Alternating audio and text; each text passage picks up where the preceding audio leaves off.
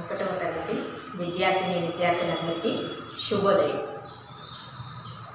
మనం ఒకటవ తరగతిలో ఉన్నటువంటి పదాలు నేర్చుకుంటున్నాం. సరళ పదాలు, అక్షరాలతోని మనం పదాలు నేర్చుకుంటున్నాం. అయితే మనకు నిన్న ఫస్ట్ కాబట్టి చిన్నగా ప్రారంభించడం అనేది జరిగింది. అయితే ఈరోజు మనం ఇంకా కొన్ని పదాలు, సరళ పదాలు నేర్చుకుందాం.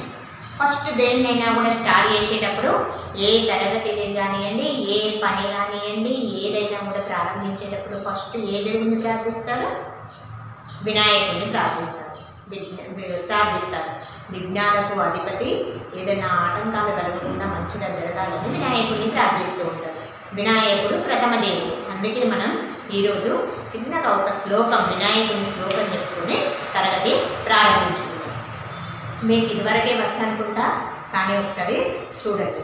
కళ్ళు మూసుకొని రెండు చేతులు దగ్గరగా దండం పెట్టి శ్రద్ధతో, వినాయకుడు ముందు శ్రద్ధతో, శుక్లాంబరధరం విష్ణుం శశివర్ణం చతుర్భుజం ప్రసన్నవదనం ధ్యాయేత్ సర్వవిఘ్నోపశాంతయే. గజానన పద్మార్కం గజాననమహర్నిశం అనేకదంతం భక్తానాం ఏకదంతముపాస్మహే. ఈ విధంగా శ్లోకాన్ని ప్రతిరోజు కూడా మీరు ప్రారంభించి తర్వాత చదువుకొని, ఫస్ట్ చదువుకొని తర్వాత మీరు ఏ పని అయినా కూడా ప్రారంభించాలి. అంటే తరగతికి వచ్చినట్టు అయ్యేదంటే మనం పాఠశాలలో ఫస్ట్ ఏం చేస్తాం? ఈ శ్లోకాన్ని చదువుతాం. తర్వాత సరస్వతి నమస్తుభ్యం ఆ శ్లోకాన్ని చదువుతూ ఉంటాం. అయితే ఇక్కడ మనం ఈరోజు పదాలు నేర్చుకుంటున్నాం. ఆ పదాలలో మనకు ఆతోని అయిపోయినాయి. రెండు ఆతోని పదాలు అయిపోయినాయి. తర్వాత ఆ తర్వాత ఏమొస్తుంది? ఈతోని చూడండి, ఇలా ఇలా. తర్వాత ఇచ్చట, ఇలా ఇచ్చట. ఇవతల ఏమంటుండు? ఇలా. ఇలా అంటే భూమి, ఇలా అంటే మనం నివసిస్తున్నటువంటి భూమి. ఇచ్చట అంటే ఇక్కడ మన దగ్గర. ఇవతల, ఇవతల అవతల అని మీరు మాట్లాడుకుంటూ ఉంటారు. తర్వాత ఈతోని అయిపోయింది. తర్వాత సెకండ్ ఈగా, ఈగ, హౌస్ ప్లాంట్ మీరు చూస్తూ ఉంటారు. వర్షాకాలంలో అవి ఎక్కువగా వస్తూ ఉంటాయి. ఈలా, ఈలా అంటే విజిల్, ఈల వెయ్యి అని అంటూ ఉంటారు. ఆ ఈల విజిల్ దొరుకుతూ ఉంటుంది మనకు బయట.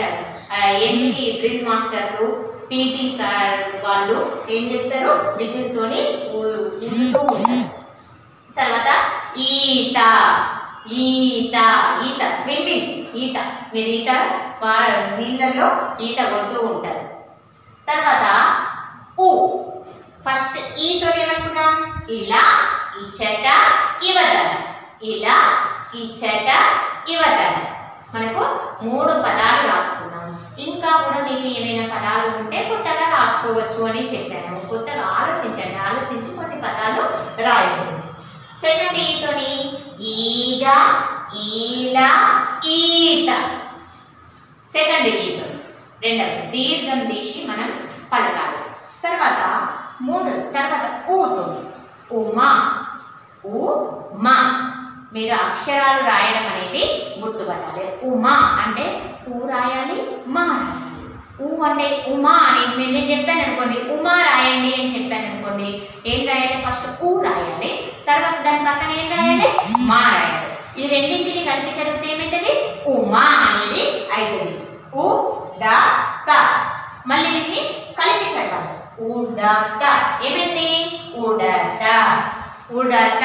నేను డిక్టేషన్ చెప్తాను, ఉక్త లేఖనము చెప్తాను. చెప్పినప్పుడు మీరు ఏం చేయాలి? నేను ఉడత అని చెప్తాను. చెప్తే మీరు ఏం రాయాలి? ఫస్ట్ ఊ చెప్పారు. ఊ అనే సౌండ్ నోట్లో నుండి వచ్చింది. ఊ తర్వాత ఏమొస్తుంది? డా, డా అనేది రాయాలి.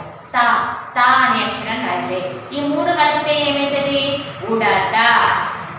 తర్వాత ఉనక, ఉనక. ఉమా అంటే ఒక పేరు. తర్వాత ఉడత అంటే మీకు తెలుసు చెరెల్ మీరు చూశారా ఎప్పుడైనా? దాని పైన 3 ఇట్లా గీతలు ఉంటాయి. అవి ఏంటి? రాముడికి సముద్రం దాటేటప్పుడు తన వంతు సహాయంగా తన చిన్న ప్రాణిని కూడా లెక్క చేయకుండా ఏం చేసింది? శరీరాన్ని పతన చేసుకుంటూ వెళ్ళి ఇసుకలో బొందుకుంటూ వచ్చి మళ్ళీ ఇక్కడ సముద్రంలో దులపడం అది చేసిందట. అందుకే రాముడు దానిని ప్రేమతో, ఇంత చిన్న ప్రాణినైనా కూడా నువ్వు ఇంత నా కోసం ఇంత చేస్తున్నావు అని చెప్పేసి ఇట్లా నిమిరారంట. అందుకే దానిపైన 3 గీతలు అనేవి ఉండడం జరుగుతుంది. దాని తోక అందంగా ఉంటుంది, కూర్చు. ఉనక అంటే వడ్లు పట్టిస్తే, మనం వడ్లను ఏం చేస్తాం? బియ్యంగా చేస్తాం. బియ్యం ఎక్కడి నుండి వస్తాయి? మీరు ఏమంటారు? బియ్యం ఎక్కడి నుండి వస్తాయి అంటే మీకు చాలా మందికి తెలియదు.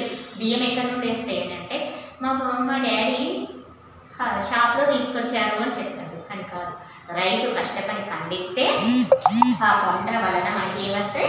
వడ్లు వస్తాయి. ఆ వడ్లను తీసుకెళ్ళి మనం గిన్నెలో పట్టించినట్టు ఉంటే మనకు బియ్యం వస్తాయి.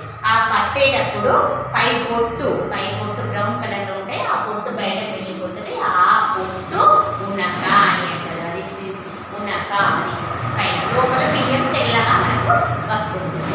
తర్వాత సెకండ్ ఊడ అంటున్నాం కాబట్టి సెకండ్ రాయాలి. ఊడని చూశారా ఎప్పుడైనా? మీరు ఇంగ్లీష్లో బనియాన్ ట్రీ అంటారు. బనియాన్ ట్రీ బొమ్మ చూశారా ఎప్పుడైనా? ఎలా ఉంటుంది? ఇట్లా ఉండి పెద్దగా ఇట్లా ఉంటుంది బనియాన్ ట్రీ. చిన్నప్పుడైనా కూడా ఏమైతే ఇట్లా ఇట్లా కిందికి ఊడలు వస్తూ ఉంటాయి. ఈ ఊడలు చాలా గట్టిగా ఉంటాయి. ఈ ఊడలతో పిల్లలు ఊపుకుంటూ ఇలా ఆడుతూ ఉంటారు. పిల్లల మధ్య పెద్ద చెట్టు. ఈ ఊడతోని కూడా మళ్ళీ కిందికి వచ్చేసి ఇది కూడా చెట్టుగా మారడం అనేది జరుగుతుంది. ఊట అంటే మనం ఎక్కడైనా తవ్వినట్లయితే ఉంటే భూమిలో నుండి వచ్చే నీరు ఎక్కడి నుండో వస్తూ ఉంటుంది, ప్రవాహం. ఆ ప్రవాహాన్ని మనం ఊట అంటారు. ఊడడం అని అంటుంటారు. ఊయల అంటే మీకు తెలుసు, ఊయల ఊగుతూ ఉంటుంది చిన్నపిల్లలు. అయితే వీటితో ఊడలు పట్టుకొని కూడా ఊయల ఇట్లా చిన్నపిల్లలు ఊగుతూ ఉంటారు.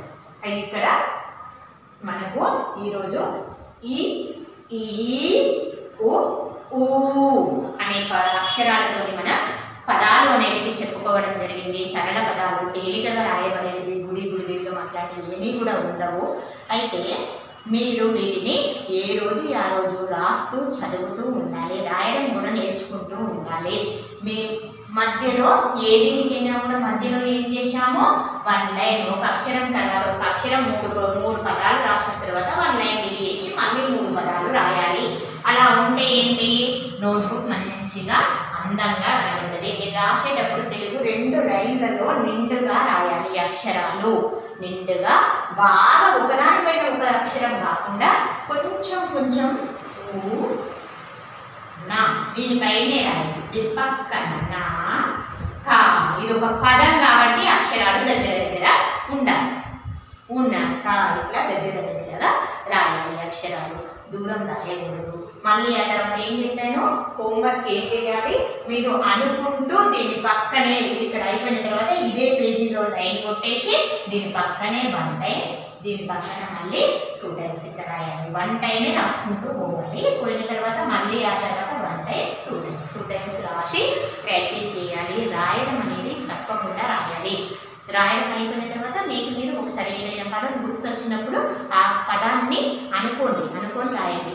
ఉమా అనేది మీకు గుర్తొచ్చినప్పుడు మీరు ఒక స్లేట్ పైన కానివ్వండి, రఫ్ నోట్బుక్లో కానివ్వండి రాయండి. ఉమా నేను ఎట్లా రాయాలి? ఊ ఎట్లుంటుంది అక్షరం, మా ఎట్లుంటుంది అక్షరం తెలిసినట్టయితే మీరు ఆ 2 అక్షరాలను పక్కన రాసినట్టయితే ఉంటే అదేమవుతుంది? ఉమా అంటుంది. ఈ విధంగా మీరు రాయడం చెప్పడం నేర్చుకోవాలి. సరళ పదాలు అనేటివి రాయడం రావాలి. ఎవరైనా వచ్చి ఇది రాయి నాన్న అన్నప్పుడు మీరు రాయగలిగే విధంగా ఉండాలి. ధన్యవాదాలు.